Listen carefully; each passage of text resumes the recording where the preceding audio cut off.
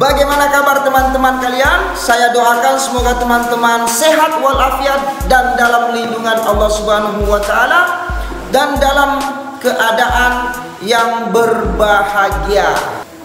Pada video kali ini saya akan menjelaskan tentang karakteristik, prinsip dan prosedur PTK atau penelitian tindakan kelas. Sebelum kita lanjut videonya, silakan teman-teman untuk like, subscribe, dan aktifkan tombol notifikasinya agar tidak ketinggalan video-video terbaru dari saya. Jangan lupa subscribe dan like guys, karena subscribe itu gratis. Ambah hoho. Hari ini kita akan belajar bagian kedua tentang classroom action research, dan subtema yang akan kita bahas adalah karakteristik, prinsip dan prosedur pelaksanaan penelitian tindakan kelas. Karakteristik penelitian tindakan kelas, yang pertama, karakter dari PTK itu adalah problematikanya itu harus dipecahkan adalah problem yang dihadapi oleh guru waktu melakukan pembelajaran di kelas. Jadi memang guru itu punya problem di dalam proses pembelajaran di dalam kelas, di mana kita harus memecahkan masalah itu, masalah yang dialami oleh guru. Nah, karakter yang kedua dalam penelitian PTK itu ada tindakan atau ada aksi atau biasanya disebut treatment, ada treatment tertentu untuk memperbaiki proses belajar mengajar di dalam kelas atau untuk memperbaiki masalah yang dihadapi oleh guru pada saat proses pembelajaran di dalam kelas.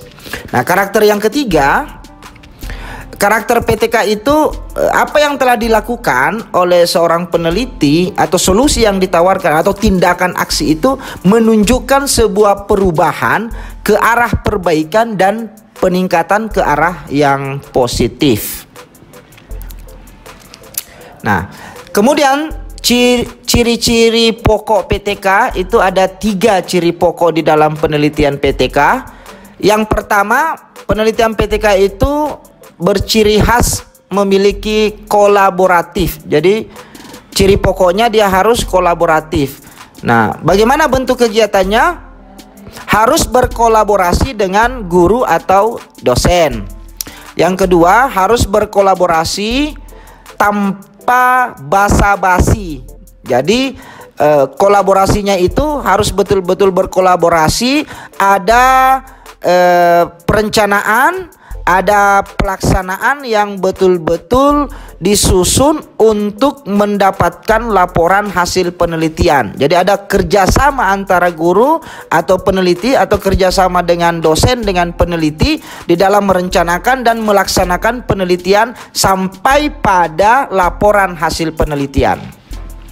Ciri pokok yang kedua dalam penelitian PTK, reflektif. Nah, ada kegiatan yang bersifat reflektif, yang mana menekankan pada proses refleksi terhadap proses dan hasil penelitian. Nah, terus yang kedua dalam proses penelitian itu secara terus-menerus bertujuan untuk mendapatkan penjelasan dan justifikasi tentang kemajuan, peningkatan atau kemunduran ataupun kekurang efektifan dari pelaksanaan sebuah tindakan kelas untuk memanfaatkan guna memperbaiki proses tindakan pada siklus kegiatan berikut. Jadi selama proses PTK itu berlangsung, itu akan ada kegiatan reflektif setiap tahapan-tahapan atau prosedur-prosedur pelaksanaan penelitian PTK.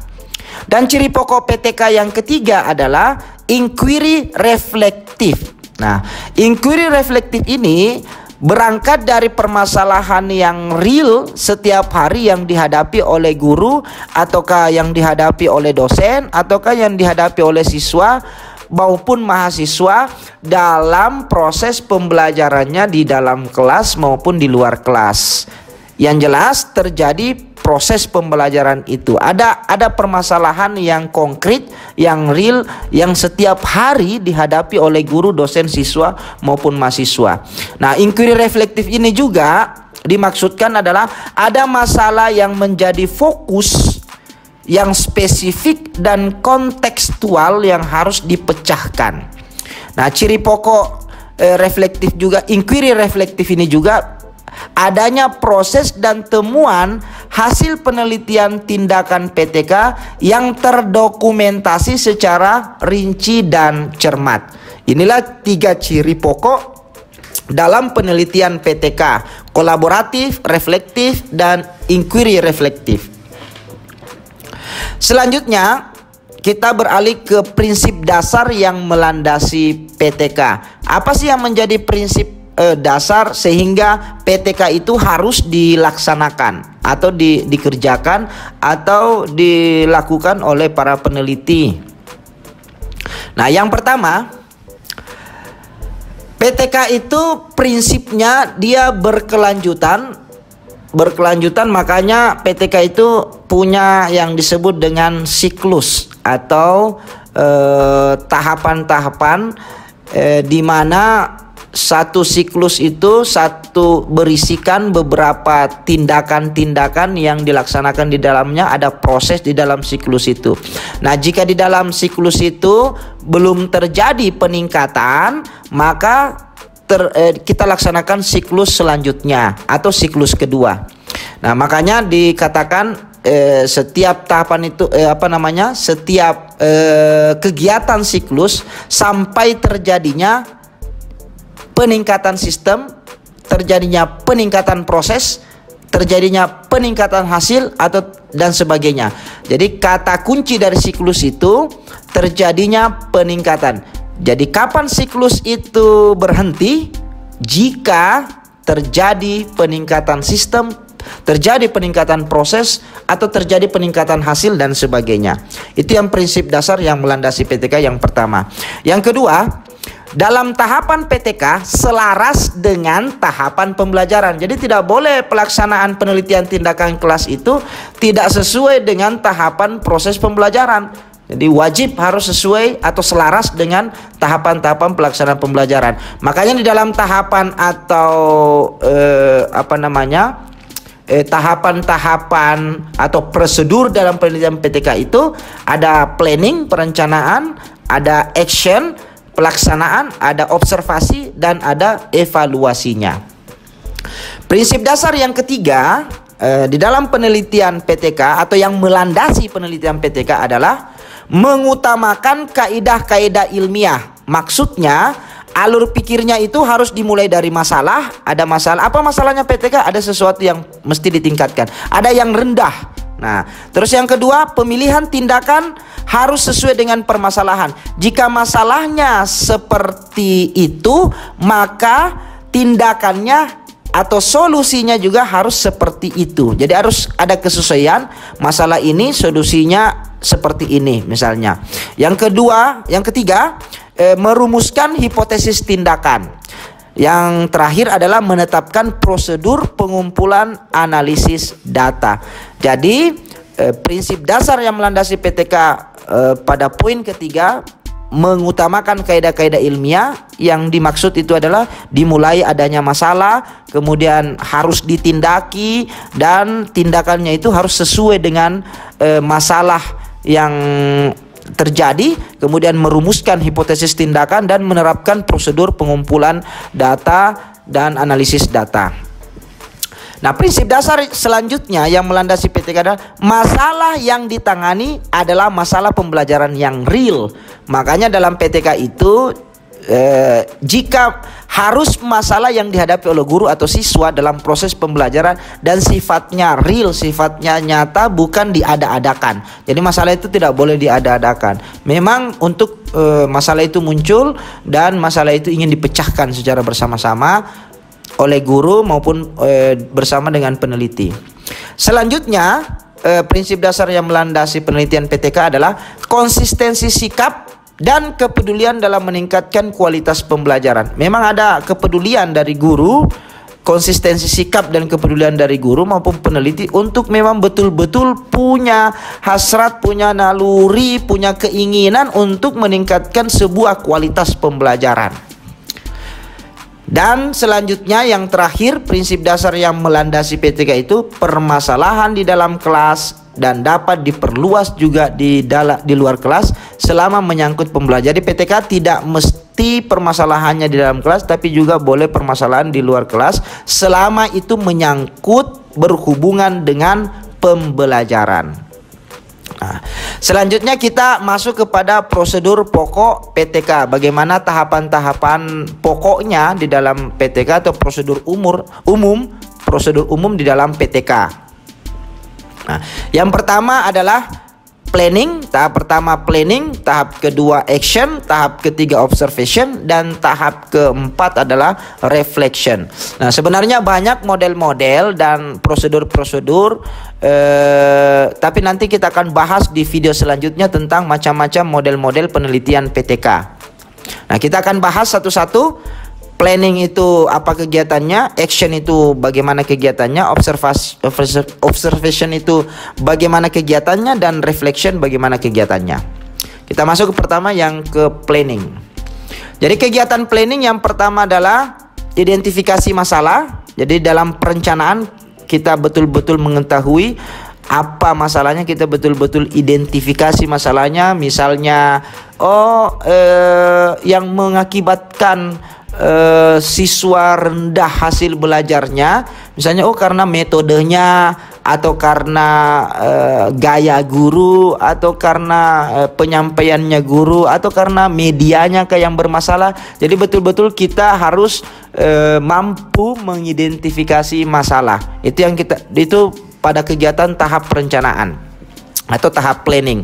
Kemudian setelah kita menemukan masalahnya, kita rumuskan. Jadi merumuskan masalah dan kita menganalisis penyebab masalah yang ditemukan.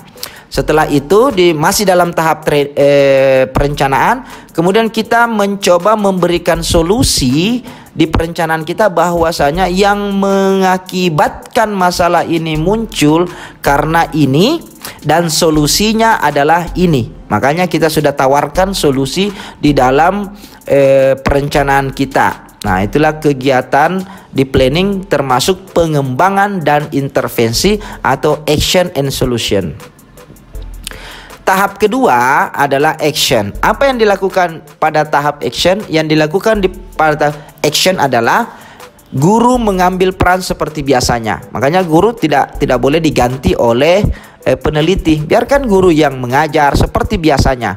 Yang kedua, guru melaksanakan tindakan berdasarkan kesepakatan bersama. Jadi guru dan peneliti sepakat bahwa ini loh yang harus dilaksanakan, dan yang melaksanakan itu siapa? Bukan peneliti. Yang melaksanakan adalah gurunya.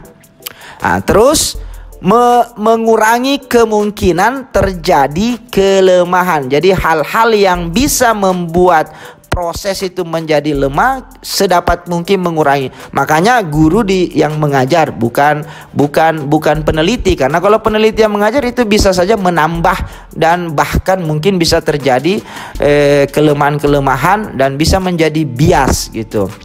Dan di action juga kita harus menghindari pengaruh penyimpanan kegiatan. Makanya seorang peneliti jangan terlalu banyak di dalam kelas banyak menyita perhatian. Kalau perlu seorang peneliti itu di luar kelas saja melihat guru itu pada saat mengajar, kemudian mengobservasi dari luar, dan kalau bisa tanpa harus dilihat oleh seorang siswa. Nah, kenapa? Karena kalau dilihat sama siswa bisa jadi akan mendatangkan pengaruh dan bisa terjadi penyimpangan dalam proses pelaksanaan tindakan solusi itu. Selanjutnya pada observasi. Tahap observasi atau prosedur tahap ketiga dalam penelitian PTK itu kegiatannya adalah yang pertama pengumpulan data, kemudian menetapkan sumber-sumber data, Kemudian boleh melakukan dialog dan diskusi atau dikritik oleh teman-teman, baik teman guru maupun teman peneliti, agar penelitian ini semakin kuat. Kemudian di tahap observasi juga dilakukan analisis data, apakah datanya bersifat kuantitatif nantinya dan maupun kualitatif. Kita himpun semuanya, kita olah, ataupun data secara kumulatif atau keseluruhan data yang telah terkumpul. Nah, itulah yang dilaksanakan pada tahap kegiatan observasi. Nah, kemudian pada prosedur yang terakhir dalam penelitian PTK yang disebut dengan reflection. Nah, dalam kegiatan reflection ini yang dilakukan adalah mengulas kegiatan-kegiatan dalam penelitian tadi secara kritis. Kemudian apa yang terjadi pada siswa kita uraikan, bagaimana suasana kelas dan guru kita uraikan itu. Kemudian jika terdapat kelemahan dan kekurangan kita deskripsikan, kita tetap memunculkan itu. Kemudian apa yang dipersiapkan sebagai solusinya pada saat terjadi kesalahan itu, maka muncullah misalnya siklus kedua. Nah, di siklus kedua kita mencoba untuk mengurangi kelemahan atau kekurangan-kekurangan yang terjadi pada siklus yang pertama. Nah, di reflection juga ini sejauh mana action itu kita evaluasi, sejauh mana action itu telah membawa perubahan, apakah ada peningkatan atau tidak. Kemudian dikritik secara kritis, diulas secara kritis apa saja yang belum meningkat. Kemudian itulah semua yang kita persiapkan, direncanakan kembali untuk terjadinya siklus kedua, karena di siklus pertama masih ada kelemahan, masih ada kekurangan sampai bahkan belum meningkat, maka terjadilah siklus kedua. Nah, kapan kita bisa berhenti? Pada saat siklus keduanya sudah meningkat. Nah, tahap akhir dalam penelitian PTK, yang pertama melakukan setting atau memberikan gambaran tentang kondisi kelas tempat penelitian kita. Yang kedua menjelaskan hasil pelaksanaan setiap siklus. Jika 2 siklusnya, berarti 2 siklus ini kita harus jelaskan. Di siklus pertama mulai perencanaan sampai reflection, dan di siklus kedua mulai planning sampai reflection, kita jelaskan semuanya. Kemudian di akhir tindakan juga yang kita lakukan adalah menguraikan kelemahannya. Kemudian apa solusinya pada saat kelemahan itu telah diuraikan, kemudian cara kita menutupi kelemahan itu apa yang kita lakukan, kemudian action yang dilakukan apa, kemudian perbaikan akibat tindakan tersebut apa, kita uraikan semua. Kemudian selanjutnya melakukan analisis dengan memperhatikan keseluruhan siklus, apakah nanti dalam bentuk tabel ataupun dalam bentuk grafis. Yang jelas kita memberikan tampilan-tampilan semua siklus. Kalau 2 siklus kita berikan dalam bentuk tabel atau dalam bentuk grafis, uraian-uraian tentang prosedur-prosedur yang telah kita laksanakan. Dan pada akhirnya kita akan menjelaskan tentang apakah PTK ini meningkat dan bagaimana bentuk peningkatannya dan berapa besar peningkatannya dan kategori peningkatannya terkategori apa. Jangan lupa subscribe dan like guys, karena subscribe itu gratis. Ambahoho. Demikianlah video tentang karakteristik PTK, prinsip PTK, dan prosedur dalam penelitian tindakan kelas. Semoga video ini bermanfaat untuk pengembangan ilmu pengetahuan dan bermanfaat untuk teman-teman sekalian. Terima kasih telah menonton video saya. Salam pendidikan dan wassalamualaikum warahmatullahi wabarakatuh.